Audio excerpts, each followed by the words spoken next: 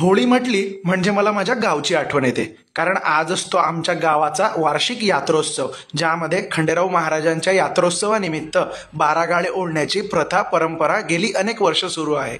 आणि त्याच उत्सवाचा या व्हिडिओ मार्फत आपण आढावा घेणार आहोत. होळी पौर्णिमेच्या 4 दिवस आधीपासूनच मंदिरामध्ये साफसफाई व वेगवेगळ्या प्रकारच्या पूजा करण्यात येतात.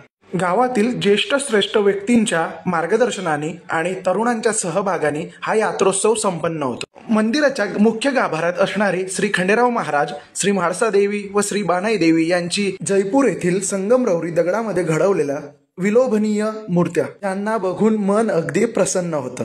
होळीच्या आदल्या दिवशी श्री खंडेराव महाराजांची अभिषेक पूजा व अलंकार पूजा करण्यात येते. त्यानंतर गावातील लहान मोठ्या सगळ्या मंदिरांमध्ये जाऊन मान सन्मानाचं नारळ फोडलं जातं व त्या देवतांची पूजा केली जाते. यात्रेच्या दिवशी 12 गाळे ओढण्याच्या आधी प्रथम चौधरी बोंबले परिवाराच्या देवघरी जाऊन पूजा केली जाते व दर्शन घेतलं जातं. त्यानंतर गावाला जी प्रदक्षिणा मारतात त्याला नवरथ असे म्हणतात. या नवरथाचं प्रतिनिधित्व खंडेराव महाराजांचा प्रिय असलेली ड्युटी आणि मानाच्या ध्वजाने होते. त्याच्या पाठोपाठ पारंपरिक वाद्य डफडी व भक्तांच्या समूहासह मुख्य भक्ताची छत्र धरून गावभर प्रदक्षिणा केली जाते.